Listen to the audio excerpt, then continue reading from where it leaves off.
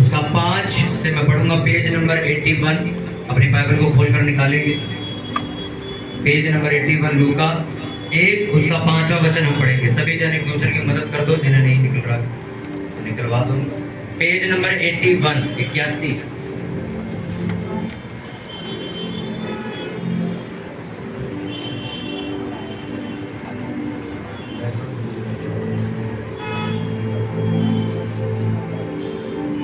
लूका रचित सुसमाचार उसका 1 उसका 5वां वचन मैं पढ़ूंगा। सभी लोग ध्यान से सुनेंगे।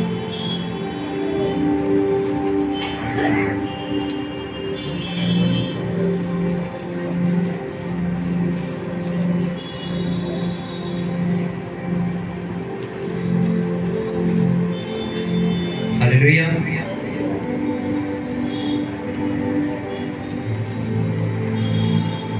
लिखा, मैं इस वचन को पढ़ूंगा, सभी लोग ध्यान से सुनेंगे। यहूदियों के राजा हेरोदेस के समय अबिय्याह के दल में जकरिया नाम का एक याजक था और उसकी पत्नी हारून के वंश की थी, जिसका नाम एलीशिबा था। वे दोनों परमेश्वर के सामने धर्मी थे और प्रभु की सारी आज्ञाओं और विधियों पर निर्दोष चलने वाले थे। उनके कोई भी संतान ना थी, क्योंकि एलीशिबा बांझ थी और वे दोनों बूढ़े थे। जब वे अपने दल की पारी पर परमेश्वर के सामने याजक का काम करता था, तो याजकों की रीति के अनुसार उसके नाम पर चिट्ठी निकली कि प्रभु के मंदिर में जाकर धूप जलाए। धूप जलाने के समय लोगों को की सारी मंडली बाहर प्रार्थना कर रही थी। उस समय प्रभु का एक स्वर्गदूत धूप की वेदी की दाहिनी ओर खड़ा हुआ उसको दिखाई दिया। जकरिया देखकर घबराया और उस पर बड़ा भय छा गया। परंतु स्वर्गदूत ने उससे कहा, हे जकरिया, भयभीत न हो, क्योंकि तेरी प्रार्थना सुन ली गई है और तेरी पत्नी एलीशिबा से तेरे लिए पुत्र उत्पन्न होगा और तू उसका नाम यूहन्ना रखना। तुझे आनंद और हर्ष होगा और बहुत लोग उसके जन्म के कारण आनंदित होंगे, क्योंकि वह प्रभु के सामने महान होगा और दाखरस और मदिरा कभी ना पिएगा और अपनी माता के गर्भ से पवित्र आत्मा से परिपूर्ण हो जाएगा और इस्राएल में से बहुतेरों को उनके प्रभु परमेश्वर की ओर फेरेगा। वह एलिया की आत्मा और सामर्थ में होकर उसके आगे आगे चलेगा कि पितरों का मन बल बच्चों की ओर फेर दे और आज्ञा ना मानने वालों को धर्मियों की समझ पर लाए और प्रभु के लिए एक योग्य प्रजा तैयार करे। सब बोलो आमीन। हालेलुया। इस वचन को दोबारा सुनना और समझना। ये वचन आपने 50 बार पढ़ा होगा, पर मैं आपको वो चीज पढ़वाना चाहता हूँ कई लोग इग्नोर करते हैं, कर चुके इसमें से। पढ़ो, मैं 5 इसको पढ़वाऊंगा, ध्यान से सुना। यहूदियों के राजा हेरोदेस के समय अबिय्याह के दल में जकरिया नाम का एक याजक था और उसकी पत्नी हारून के वंश की थी, जिसका नाम एलीशिबा था। वे दोनों परमेश्वर के सामने धर्मी थे। बोलो, धर्मी थे और प्रभु की सारी आज्ञा और विधियों पर निर्दोष चलने वाले थे। उनके कोई भी संतान ना थी, क्योंकि एलीशिबा बांझ थी और वे दोनों बूढ़े थे। हालेलुया। अगर आप इस वचन को ध्यान से पढ़ते हो, जो एलीशिबा थी, वो जो जकरिया की जो वाइफ थी, वो उस घराने से थी जो घराना बहुत ऊंचा समझा जाता था उस टाइम पे। हारून के वंश की थी। उसका अपना हस्बैंड कौन था? याजक, एक बहुत बड़ा पास्टर था। कौन था? एक बहुत बड़ा याजक था, पास्टर था, परमेश्वर की सेवा करने वाला व्यक्ति था। मंदिर में, यानी कि जो परमेश्वर का भवन होता था, उस वक्त उस टाइम पे लोगों की ड्यूटी लगती थी वहाँ। हालेलुया। अपने पड़ोसी को बोला, ध्यान से सुनो। हालेलुया। उस वक्त जब परमेश्वर के भवन में ड्यूटी लगती थी, तो लिखा जकरिया की ड्यूटी लगी वहाँ पे। वो इतना बड़ा याजक था वहाँ का कि उसको मंदिर में सेवा करने के लिए बुलाया जाता था। लिखा, उसकी वाइफ क्या थी? बांझ थी। बाइबल में लिखा, वो दोनों धर्मी थे, निर्दोष थे, दोनों कोई पाप नहीं करते थे।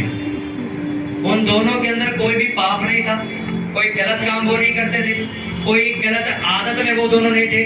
बाकायदा इसके कि जो एलीशिबा है, जिसकी वाइफ थी, वो इतने बढ़िया खानदान से थी, जो यहोवा से प्रार्थना करने वाला खानदान था। उसका अपना हस्बैंड कौन था? याजक, यानी कि पास्टर था, बहुत बड़ा। बाइबल गवाही देती कि वो दोनों धर्मी थे और बाद में लिखा वो दोनों इतने साफ थे कि उनकी जिंदगी में कोई पाप नहीं था, दोनों हस्बैंड वाइफ की। और लिखा वो बांझ थे और उनकी कोई औलाद नहीं। हम कई दफा ये सोचते हैं कि हम गलत हैं या हम पापी हैं या हमारी जिंदगी में कोई बड़ा दोष है, इसीलिए इसीलिए हमारे पास वो चीज नहीं है जिसके लिए हम परमेश्वर से प्रार्थना करें। और आप पढ़ो, हस्बैंड पास्टर है, वाइफ पास्टरों के खानदान की है, दोनों धर्मी है, पाप ही नहीं करते, तब भी वो क्या है, बांझ है।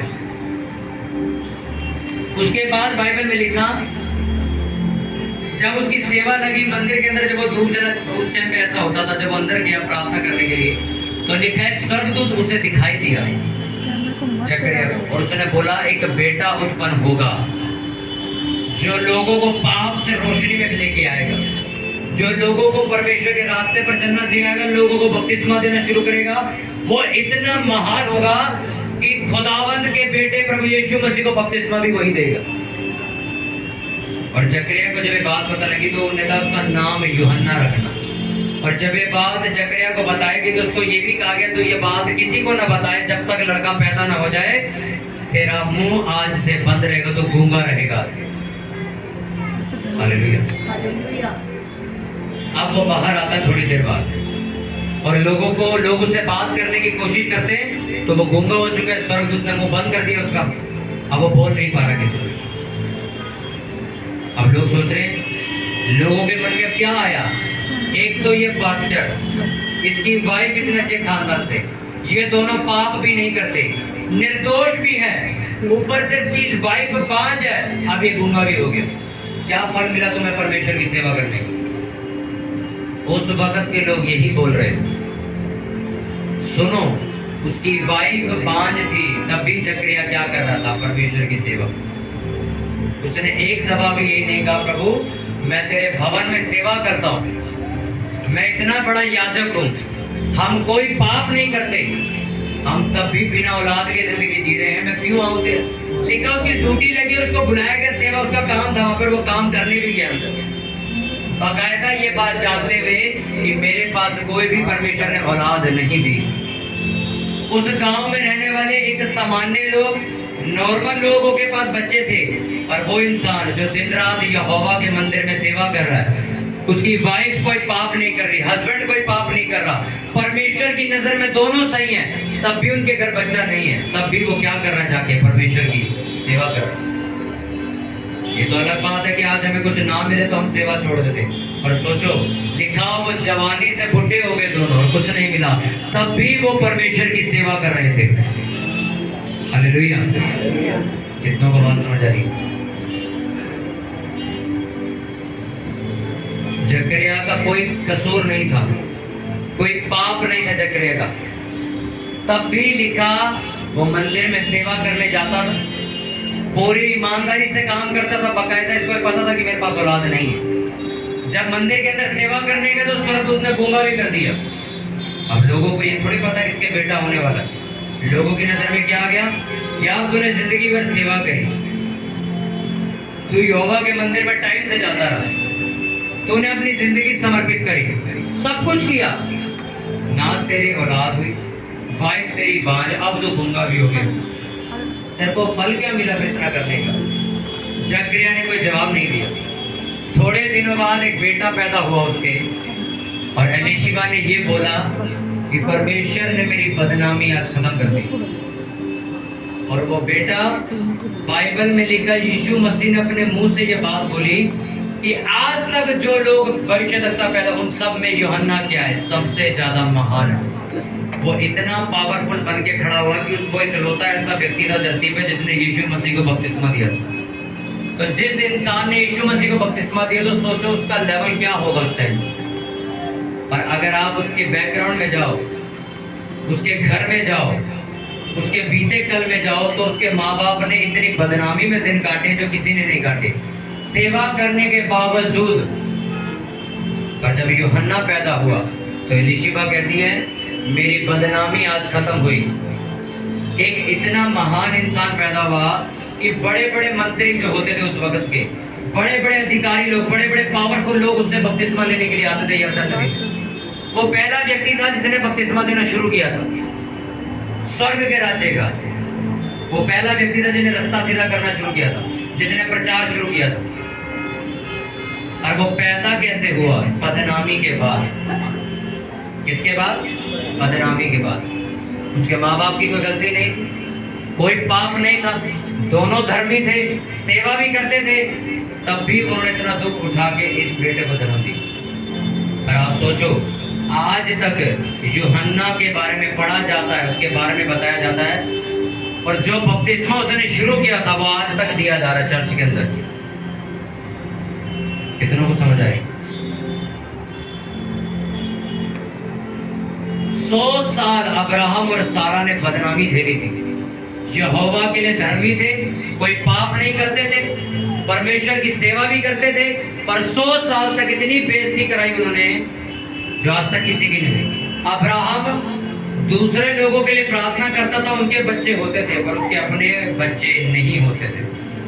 पर 100 साल के बाद उसको एक बेटा पैदा हुआ जिसका नाम इसहाक रखा गया, और इसहाक का ही वंश जो आप और मैं आज यहाँ बैठे। बदनामी 100 साल की थी, बरकत हजारों साल से चल रही है। जो दुख आपका चल रहा है कुछ सालों का, मैं आपको सच बताऊं, जब तुम्हारे हंसने के दिन शुरू होंगे, तुम मर जाओगे, तुम्हारे बच्चों तक वो चलते ही चले जाएंगे, बंद नहीं होंगे। हालेलुया। पर आज हम क्या देख रहे हैं? यार ये बंदा सेवा कर रहा है, दशवांश भी हो रहा है, बीड़ी भी नहीं पीता, नशा भी नहीं करता, इसकी कंडीशन और खराब होती जा रही है। मैं आपको फिर से कह रहा हूँ, यूहन्ना पैदा होने वाला तुम्हारा। हालेलुया। जब इस वचन को मैंने पढ़ा तो मैंने बड़ा ध्यान से जब इसको रिपीट पढ़ा, परमेश्वर का दोबारा पढ़ो से, उसमें लिखा था वो दोनों धर्मी होने के बावजूद बांझ थे, निर्दोष होने के बावजूद बांझ थे, सेवा करने के बावजूद बांझ थे, कोई बच्चा नहीं, इतना कुछ कर लिया तब भी बांझ। मैं आज आपसे कहता हूँ, आपने 10 साल सेवा करी, यहोवा कहता जा नहीं देता तुमने कहा परमेश्वर मैं पहले नशा करता था, अब मैंने नशा भी छोड़ दिया, अब बढ़ने की बजाय और घट रहा हूँ, और नीचे जा रहा हूँ। अब मैं, ये क्या नाटक चल रहा है? मैं आपको सच बता रहा हूँ, वो कोई ऐसी चीज बनाने की कोशिश कर रहा है तुम्हारी जिंदगी से जो सदा काल तक चलती रहेगी। हो सकता है वो तुम्हारा दुख इतना ज्यादा बढ़ा दे कि तुम सहन न कर पाओ, पर तुम्हारे बच्चे को वो पास्टर बना के खड़ा कर और उसके जरिए पूरा देश बचाया जाए।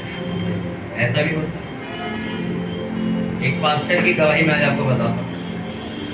एक पास्टर के फादर ने कहा हम लोग इतने गरीब थे, मैं कल चर्च में नाइट प्रेयर में सबको बता रहा था, आज उनका बेटा सेवा करता है, उनकी चर्च चल रही है। मैं आपको गवाही बताता हूँ। वो पास्टर ने गरीबी में शुरू किया, उसके फादर थे, बच्चे छोटे थे उस टाइम, तो उनके जो फादर थे वो सेवा करते थे, तो बहुत प्रेयर करने वाले, बहुत ज्यादा परमेश्वर से प्यार करने वाले इंसान थे। परमेश्वर ने उन्हें एक दिन बोला दर्शन में, जो तू बैंक में नौकरी करता है छोड़ दे और सेवा कर। तो उन्होंने पलट के परमेश्वर को जवाब दिया प्रार्थना में, परमेश्वर मेरा घर इतना गरीब है कि हमारे पास ये एक इकलौती नौकरी जिससे मेरा घर चल रहा है, और तू मुझे कह रहा है मैं नौकरी छोड़ दूं, इसके भरोसे तो मेरा घर चल रहा है पूरा। परमेश्वर ने कहा जो मैंने कहा वो कर। तो उन्होंने एक वायदा परमेश्वर से करवाया। कहते क्या? उन्होंने कहा परमेश्वर मुझसे वायदा कर, मैं जॉब छोड़ने के लिए तैयार हूँ, रिस्क लेने के लिए तैयार हूँ, पर मैं कभी गुजारा करने वाला पास्टर नहीं बनूंगा, मैं कभी हाथ फैलाने वाला या लोगों से मांगने वाला पास्टर नहीं बनूंगा, मेरे से वायदा कर। परमेश्वर ने कहा ठीक है मैं वायदा करता हूँ। उन्होंने उसी वक्त वो चीज छोड़ी और उन्होंने अपनी गवाही में लिखा, उन्होंने इतनी गरीबी का सामना किया, जब क्रिसमस आता था तो कहते मेरे पास, मेरे बच्चों के पास क्रिसमस पे, ईस्टर पे पहनने के लिए कपड़े नहीं होते, और कहते मैं विश्वास योग्य रहा, मैंने परमेश्वर को कहा, वो डे बाय डे मेरी जरूरतें धीरे धीरे पूरी करता रहा। आज वो जो पास्टर है वो मसीह में सो चुके हैं, उनकी डेथ हो चुकी है, उनका बेटा चर्च, आज उनके बेटे की चर्च है, आज वो चर्च पूरी दुनिया में है। ऐसा कोई दुनिया का स्टेट नहीं है जहां पर आप चले जाओ उस चर्च की ब्रांच ना हो। वहां पे उस चर्च की ऑफरिंग जो मैं आपको बता रहा हूँ, एक महीने 150 करोड़ रुपए। उस चर्च में आज इतना पैसा है कि एक महीने में 150 करोड़ रुपए इकट्ठा होता है एक महीने के अंदर। और आप गवाही सुनो उसके पापा की, कहता चादरें नहीं होती थी चर्च में बिछाने के लिए, इतनी गरीबी से निकले थे। आज वो चर्च, उनके घर पे इनकम टैक्स की रेट मारी किसी ने, वो साउथ की बहुत बड़ी चर्च है, उनके घर से कैश 118 करोड़ रुपए निकले, तो उन्होंने उसका हिसाब दिया, ये तो सर चर्च का खर्चा है हमारे। छोड़ के चले गए। 150 करोड़ एक महीने में उनकी चर्च में आता, जो लोगों की सेवा के लिए खर्च किया जाता। पूरी दुनिया में आज उनकी चर्च चल रही है। 3 लाख से ज्यादा लोग उनकी चर्च को अटेंड करते हैं। पर आप पीछे जाओ, शुरुआत कैसे हुई थी? पहनने को कपड़े नहीं थे, खाने को रोटी नहीं थी, आखिरी नौकरी बची थी, वो भी परमेश्वर ने कहा छोड़ के प्रेयर में बैठो। हालेलुया। हो सकता है कि आज आपको परमेश्वर कुछ ऐसा करने के लिए कह रहा है जिसमें आपका बहुत बड़ा नुकसान हो, पर मैं आपको सच बता रहा हूँ, तुम्हारे 100 साल वो लिख के बैठा उन्हें क्या करना। आज हम इतना सा एक मच्छर जितना एक काम नहीं छोड़ पा रहे, एक दोस्त नहीं छोड़ पा रहे, ये दुख होगा। एक जगह नहीं छोड़ पा रहे, एक आलस नहीं छोड़ पा रहे हम, एक इतना सा नशा, एक इतना सा व्यभिचार नहीं छोड़ पा रहे, तो हम क्या करेंगे जिंदगी? क्या गलती थी जकरिया की? कोई गलती नहीं, तब भी बांझ गए। मैं जानता हूँ सर आपकी कोई गलती नहीं, आपके जैसे जो लोग मेरे को ऑनलाइन सुन रहे हैं, किसी मसीह बंदे की कोई गलती नहीं, तब भी वो सफर कर रहे हैं, तब भी वो गरीबी में बैठे हैं, प्रार्थना भी कर रहे हैं, ईमानदारी से भी चल रहे हैं, किसी को गलत नहीं कहते, तब भी दुख झेल रहे हैं। मैं सच कह रहा हूँ, ये सारे के सारे लोग तुम्हें पहाड़ की चोटी जितने ऊंचे दिखेंगे। हालेलुया। एक बदनामी वाली बात है कि लड़की की शादी हुई नहीं है, प्रेग्नेंट कैसे हो गई? सोचो मरियम की क्या हालत हुई होगी इससे। कहते शादी तो इसकी हुई नहीं। अन्य जातियों को थोड़ी पता ये क्या होता है जी, परमेश्वर का आत्मा इसके ऊपर आया है, ये फिर बच्चा पैदा करेगी, कवारी गर्भवती होगी, इनको तो पता ही नहीं। उनको तो यही लग रहा है इधर कोई तो काम किया ऐसा। जिससे शादी होने वाली वो भी छोड़ने के लिए तैयार हो गया, कहते मैं चुपचाप ही छोड़ दूँ। सोचो उसने कितनी बदनामी सही होगी उस टाइम। पर बाइबल में लिखा जब उन्हें यीशु मसीह को जन्म दिया, जब उसने यीशु मसीह को जन्म दिया तो लिखा आज से लेकर जब तक ये दुनिया है तब तक इस माता को धन्य कहा जाएगा जिसने यीशु मसीह को जन्म दिया। आज मरियम को धन्य कहते हैं ना हम सारे, बाइबल में भी लिखा है क्या नहीं लिखा? सोचो पहले क्या झेली पर उसने, बेइज्जती, बदनामी, पर आज तक लोग मरियम को धन्य कहते हैं कि धन्य है वो कोख जिसमें से तू पैदा हुआ, कि पूरी दुनिया पूरा जगत उसके कारण आज बचाया जाता है। पहले क्या आया? दुख आया, आया कि नहीं आया? इसलिए जितने भी लोग आज ये सोच रहे कि भाई इतना करके मुझे मिला क्या, मैं आपको सच कह रहा हूँ, आपको कुछ भी नहीं मिलेगा, पर एक दिन मिलेगा। ऐसा मिलेगा तुम खत्म करने की कोशिश करोगे, वो खत्म नहीं होगा। दुख के दिन खत्म होंगे पर सुख के कभी खत्म नहीं होंगे। हालेलुया। कितनों को बात समझ आ रही? इसलिए जब आप चर्च आते हो, कई लोग तो चर्च में आके जब आप चर्च में देखते हो इतनी पब्लिक होती है तो आप उनमें से कईयों से मिलना, उनके पास किराया नहीं होता चर्च आने का, पर वो लोग तब भी चर्च आते हैं। आप लोग सोचो कोई जॉब से भाग के आ रहा है, कोई कहीं से भाग के आ रहा है, कोई कहीं से आ रहा है, आप दुख उठा रहे हो, पर मैं आपको सच बताऊं, जो तुम बो रहे हो वो तुम काटोगे। हालेलुया। लोग तुम्हें पागल समझेंगे, अबे बांझ होने के बावजूद भी अभी भी सेवा कर रहे हो, उसकी पागल तो नहीं तुम हस्बैंड भाई? अब तो छोड़ दो उसे। उन्होंने छोड़ा नहीं और अंत में ऐसा बेटा हुआ जो महान हुआ कि नहीं हुआ? शुरुआत के दुख को प्लीज देखना बंद कर दो, वो तैयारी का समय। कितना कुछ परमेश्वर ने मुझे छोड़ने के लिए कहा, आज मैं यहाँ पहुंचा। आज उसने मुझे कितना कुछ छोड़ने के लिए कहा 2023 में कि परमानेंट छोड़ दे। अब सोचो क्या करेगा वो 2025 तक। आज वो तुम्हें नहीं दिखाएगा, वो क्यों वो दुख दे रहा है, इसका आज का मतलब क्या है, पर एक टाइम के बाद वो दिखाएगा तुम्हें, एक टाइम के बाद दिखाएगा। एक इंसान घर वालों से झगड़ा करता है, बोले नहीं मैं बपतिस्मा लूंगा, मैं, उन्हें इतना दुख सा, क्या फायदा हुआ? आज भी उसके घर वाले से गालियां देते। ऐसा सदा नहीं होगा, कुछ ना कुछ होगा एक दिन, देखना सारा घराना घुटने टेकेगा उसका। उसका उठाया गया दुख व्यर्थ नहीं जाएगा। मसीह में की गई मेहनत कभी व्यर्थ नहीं जाती।